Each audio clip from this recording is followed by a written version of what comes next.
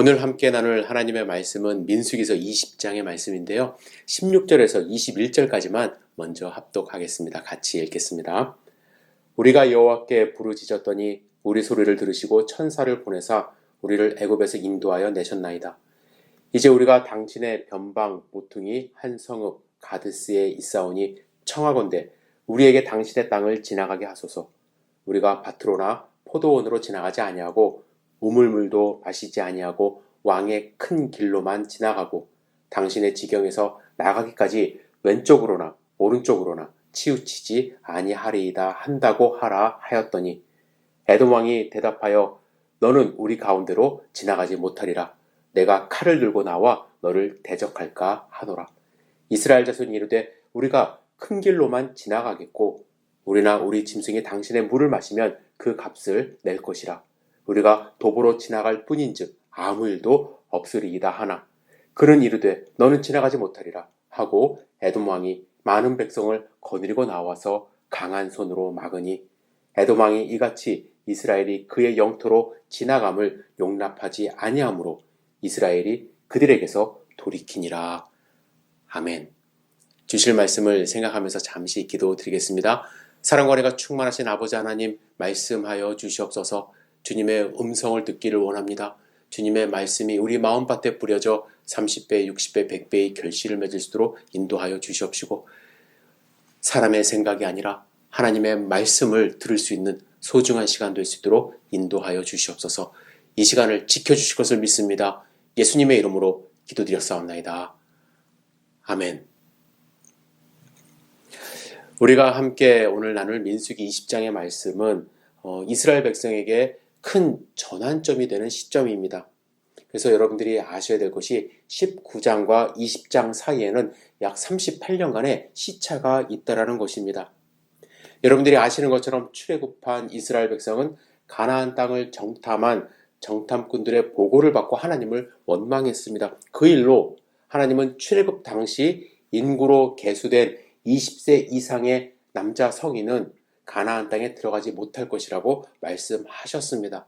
따라서 19장과 20장 사이의 이 38년은 애굽 땅에서 출애굽한 자들이 광야에 묻히고 이제 새롭게 성장하고 태어난 자들이 하나님께 훈련받은 그러한 기간이라고 할 수가 있습니다.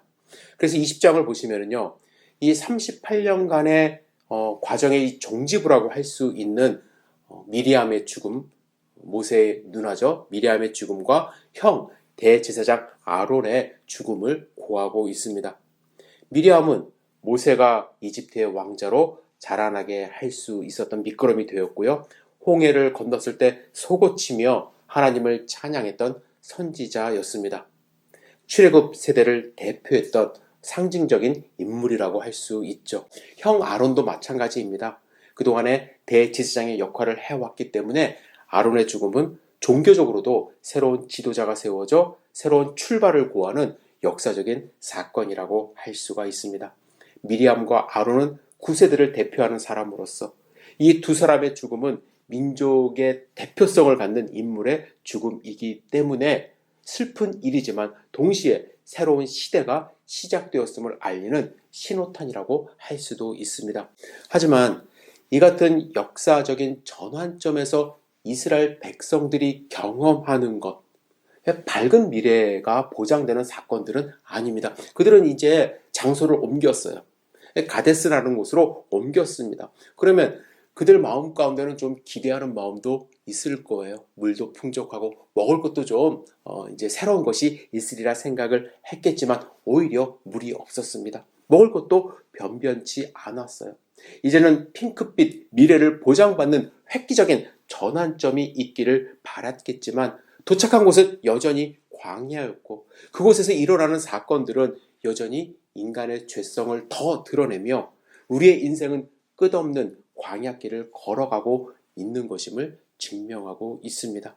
저는 오늘 여러분과 함께 민수기서 20장에 기록된 두 사건을 함께 묵상해 보려고 합니다. 이 두 사건은요, 우리의 인생은 여전히 광야임을 말씀하고 있습니다. 40년간 광야에서 살았지만 여전히 광야길을 걸어가는 것이 인생이고, 그래서 우리가 무엇을 조심해야 하는지, 그리고 어떠한 일들이 우리의 인생에 나타날 것인지를 여실히 보여주는 사건이라고 생각을 하는데요. 첫 번째 사건은 무엇이냐면 모세가 지팡이로 화를 내며 바위를 2번 두들긴 사건입니다. 이 사건이 왜 일어났는지 그 배경 잠시 읽어보도록 하겠습니다. 2절부터 5절까지예요. 함께 읽겠습니다. 회중이 물이 없으므로 모세와 아론에게로 모여드니라. 백성이 모세와 다투어 말하여 이르되 우리 형제들이 여호와 앞에서 죽을 때에 우리도 죽었더라면 좋을 뻔하였도다. 너희가 어찌하여 여호와의 회중을 이 광야로 인도하여 우리와 우리 짐승이 다 여기서 죽게 하느냐? 너희가 어찌하여 우리를 애굽에서 나오게 하여 이 나쁜 곳으로 인도하였느냐? 이곳에는 파종할 곳도 없고 무화과도 없고 포도도 없고 석류도 없고 마실 물도 없도다. 여러분, 이스라엘 백성은 지난 38년간 출애굽 시점부터 따지면 40년간 광야에서 생활했습니다. 사실 광야에서 이 긴 기간 동안에 생활한 것 자체가 기적 아닙니까? 그들의 삶은 풍족하지 못했습니다. 먹을 것이 없었습니다. 하나님이 만나와 메추라기를 보내주셨지만 매일 같은 것을 먹는다는 것 쉬운 일이 아니죠. 신선한 야채를 원할 수 있었습니다. 여러분, 옷은 어땠을까요? 예? 재료가 없기 때문에 새로운 옷, 새 옷 만들어 입을 수도 없었을 거예요. 여호수아서에 보면은 재밌는 기록이 나오는데요. 재밌다기보다도 아간이라는 사람이 하나님의 명령을 어기지 않습니까? 그래서 여리고성에서 물건을 훔쳐서 자기 장막에 숨기는 기록이 있습니다. 여기에 보면은 그가 훔친 목록이 나오는데요. 그 목록 가운데 제일 먼저 나오는 것이 무엇이냐면 시날산의 아름다운 외투 한 벌이 기록되어 있습니다. 옷이 얼마나 갖고 싶었으면, 그동안에 광야에서 제대로 된 옷 구경 못하다가 옷을 보니까 탐이 난 거예요. 은 200세겔, 금 50세겔과 외투 한 벌을 숨겼다는 기록이 나와요.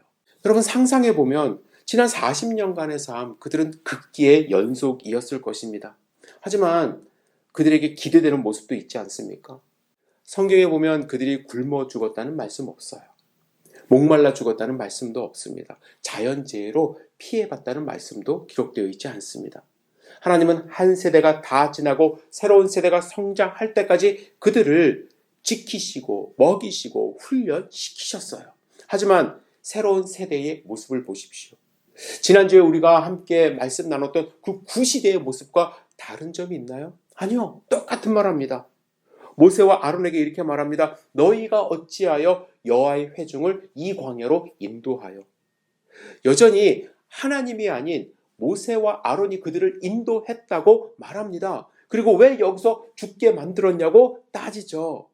3절에는 모세와 다투어 말하였다고 말씀하는데 여전히 모세와 계속해서 싸우는 백성의 모습을 기록합니다. 그런데 여러분, 신기한 것은요, 하나님의 반응이에요. 과거에는 하나님이 화를 내시며 그들을 전멸하겠다고 말씀하셨는데 8절에 이렇게 말씀하세요. 지팡이를 가지고 내 형 아론과 함께 회중을 모으고 그들의 목전에서 너희는 반석에게 명령하여 물을 내라 하라. 내가 그 반석이 물을 내게 하여 회중과 그들의 짐승에게 마시게 할지니라. 하나님은 화를 내지 않으셨어요. 모세와 아론에게 지팡이로 회중을 모으고 반석에게 명령하여 물을 내어주라고 말씀하십니다. 하나님도 그들이 그동안에 고생했던 것, 그리고 가데스에 왔을 때 물이 없었던 이 극한 상황 인정하셨던 것 같습니다. 안쓰러우셔서 벌 내리지 않으시고 물을 내주라고 하셨어요. 그런데 문제는 모세입니다. 다투며 대두는 이 백성들을 그냥 받아들일 수가 없었던 것입니다. 10절에 보면 모세가 이렇게 말합니다. 반역한 너희여 들으라. 우리가 너희를 위하여 반석에서 물을 내랴. 이렇게 말을 하고 지팡이로 반석을 2번 내려칩니다. 어떻게 보면 짜증과 이게 화가 잔뜩 난 상태에서 반석을 내려친 것이죠. 물론 물이 많이 나와서 사람들도 먹고 짐승들도 마셨다고 말씀합니다. 그런데 하나님이 모세의 모습을 보시며 화가 난 거예요. 하나님이 왜 화를 내셨을까요? 사실 제가 모세의 입장이라면 어땠을까 생각을 해봤을 때 저는 좀 이해가 될 법합니다. 백성이 다퉜다고 말씀을 하지 않습니까? 여기는 뭐 백성이 와서 모세에게 좀 자기의 불만을 토로한 정도가 아니라 법적으로 고소장을 제출할 정도로 아주 심각하게 싸움을 일으켰다는 말씀이에요. 모세는 이렇게 생각할 수 있어요. 나 때문에 멸망하지 않고 내가 너희들 다 진멸하게 하겠다는 하나님 그 중간에서 다 살려갖고 여기까지 왔는데 어떻게 나에게 화를 내? 화가 나다 보니까 백성을 향한 이 화를 삭히지 못했습니다. 물을 달라고 다투는 백성들을 향하여 하나님이 주라고 말씀하시니까 내가 물은 주기는 하되 그냥 줄 수 없다라고 이야기를 하는 것이죠. 쉬운 성경은 모세의 말을 이렇게 번역했습니다. 불평꾼들이여 내 말을 들으시오. 당신들을 위하여 이 바위에서 물이 나오게 하면 되겠어 라고 하면서 지팡이로 내려친 것이에요.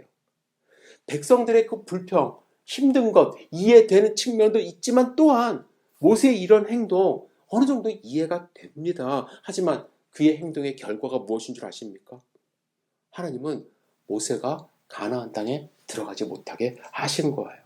하나님이 뭐라고 말씀하셨냐면 너희가 나를 믿지 아니하고 이스라엘 자손의 목전에서 내 거룩함을 나타내지 아니한 고로 너희는 이 회중을 내가 그들에게 준 땅으로 인도하여 드리지 못하리라 하시니라. 그가 인도하지 못하겠다 말씀하신 겁니다.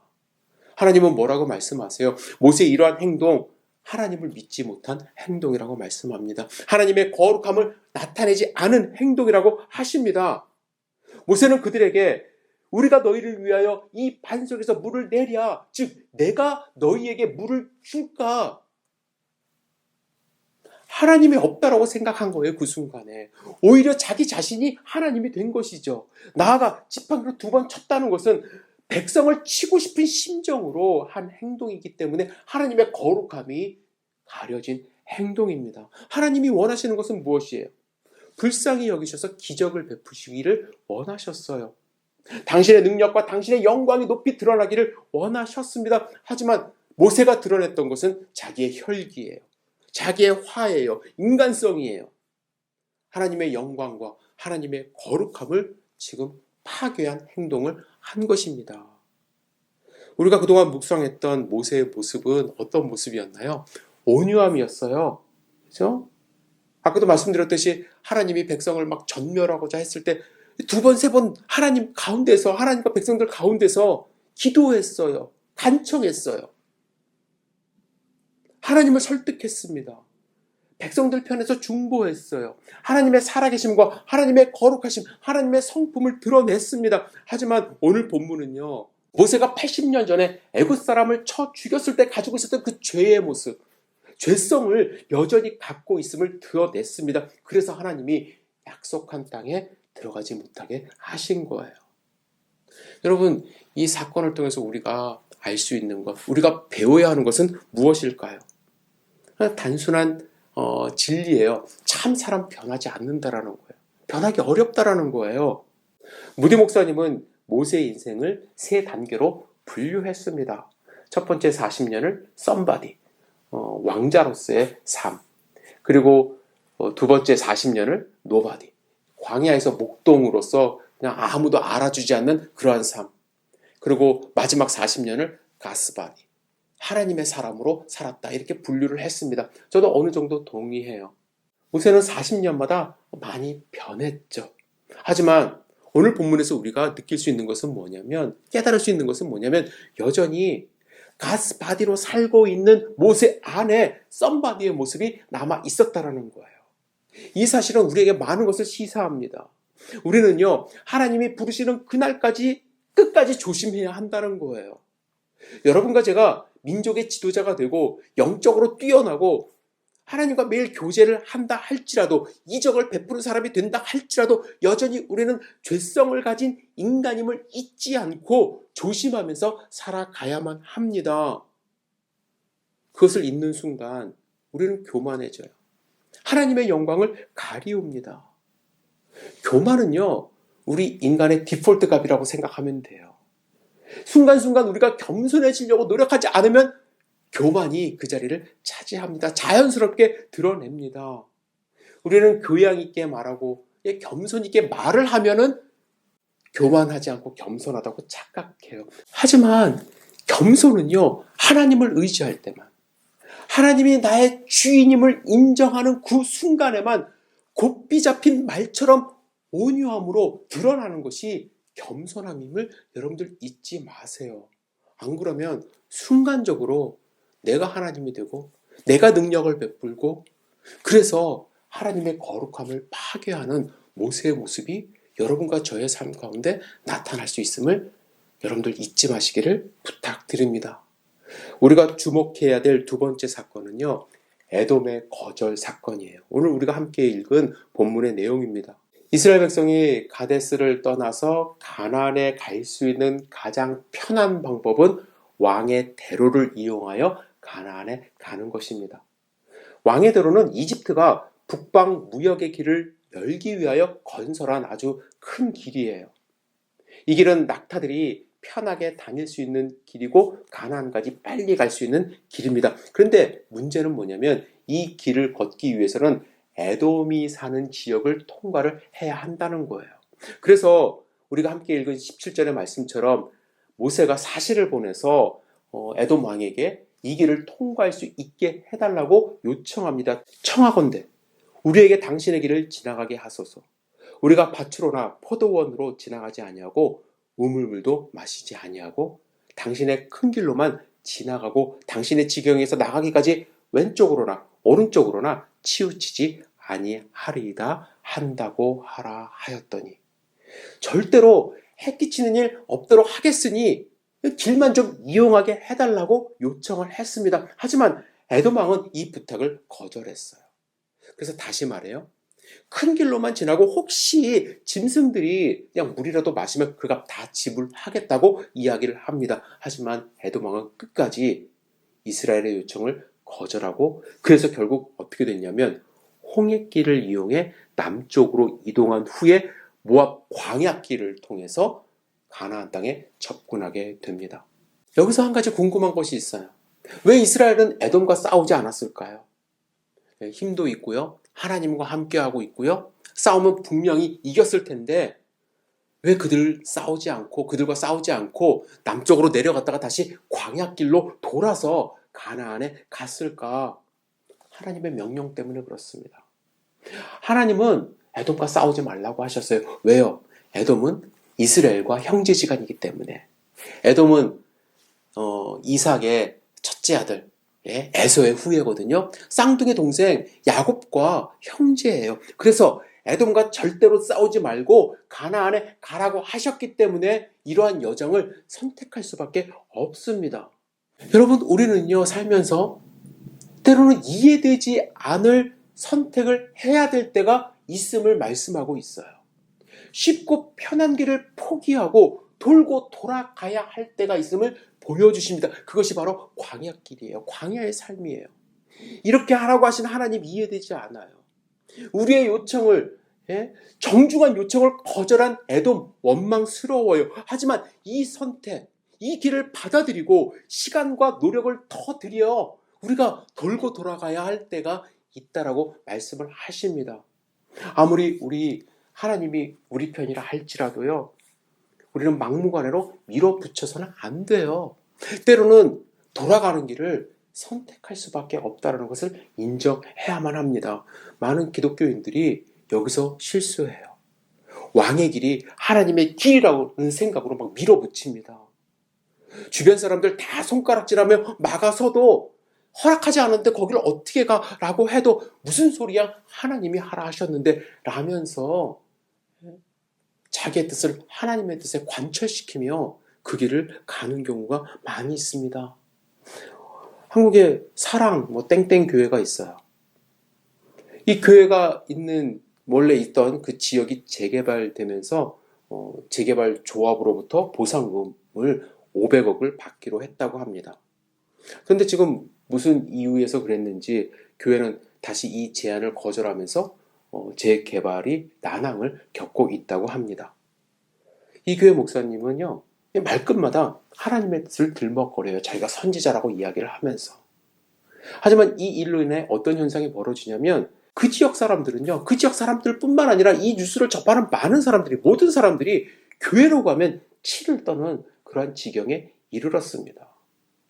교회는 지역과 함께 가야만 합니다. 지역 사람들에게 사랑을 베풀고 교회가 좀 손해를 보더라도 돌아가야 한다 할지라도 그들을 품고 가야 하는 것이 교회의 사명입니다. 이런 일들이 교회 안에 많이 있기 때문에 지금 젊은이들이 교회를 많이 떠나요. 하나님의 거룩함이 손상되어 교회가 교회되지 못한다고 저는 확신합니다. 교회가, 우리 기독교인들이 하나님이 돌아가라 하시면, 싸우지 말라 하시면 내 것 내려놓고 내 욕심 내려놓고 포기하고 돌아가는 그런 선택도 해야 될 줄 믿습니다. 이스라엘 백성은 새로운 세대로 구성되어 새로운 땅을 향해 나아가는 출발점에 지금 서 있어요. 이 시점에서 하나님은 모세를 통해서 우리가 버려야 할 것이 무엇인지를 다시 한번 분명히 말씀하십니다.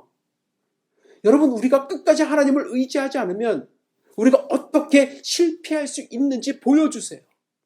지난 120년 동안 하나님만 바라보며 살아왔던 모세가 가나안 땅을 향해서 여기까지 왔음에도 불구하고 가나안 땅에 들어가지 못하는 그러한 하나님의 징계를 모세가 받았어요.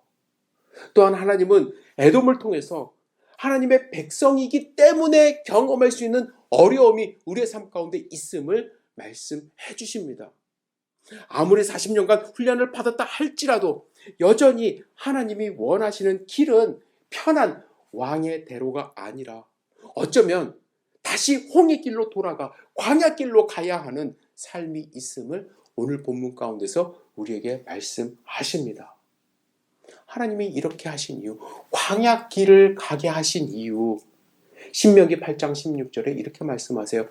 하나님이 처음에 이스라엘 백성들을 출애굽하신 후에 그들을 광야로 모신 이유가 여기 써 있습니다. 너로 광야의 길을 걷게 하신 것을 기억하라. 이는 너를 낮추시며 너를 시험하사 내 마음이 어떠한지 그 명령을 지키는지 아니 지키는지 알려 하심이라. 하나님은 우리의 마음이 늘 하나님만을 향하고 하나님과 함께하고 하나님을 의지하는 삶을 살기를 원하기 때문에 광야를 허락하신 것이에요. 여러분, 이 광야길 걸어가는 것, 하나님을 의지하면서 광야의 삶을 살아가는 것 결코 쉽지 않습니다. 내 성격 막 드러내고 싶고요. 모세처럼 지팡이로 때리고 싶고요. 하지만 우리가 끝까지 하나님을 의지하며 하나님과 함께 걸어갈 때에 하나님의 약속을 우리는 경험할 수 있고 하나님의 백성으로서 하나님께 영광을 돌리는 삶을 살 수가 있음을 여러분들 잊지 마시기를 부탁을 드립니다. 우리는 여전히 광야예요. 하나님이 부르시는 그날까지, 가나안 복지에 들어가는 그날까지, 거룩한 예루살렘 성이 완성되는, 하나님의 나라가 완성되는 그 순간까지 우리는 광야의 길을 걸어갈 수밖에 없습니다. 잊지 마세요. 하나님의 손 붙드세요. 나의 성격 내려놓으세요.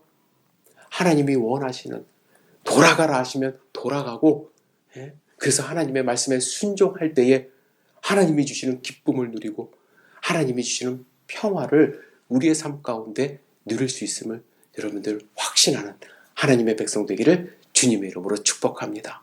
기도하겠습니다. 사랑과 은혜가 충만하신 아버지 하나님, 우리의 삶을 지켜주시옵소서. 이 광야 같은 우리의 삶 지켜주셔서 외롭지 않도록 인도하여 주시고 힘듦에도 불구하고 하나님과 함께함으로 기쁨이 충만한 삶을 살아갈 수 있도록 주여 축복하여 주시옵소서. 우리의 삶을 온전히 지켜주실 것을 믿습니다. 예수님의 이름으로 기도드렸사옵나이다. 아멘.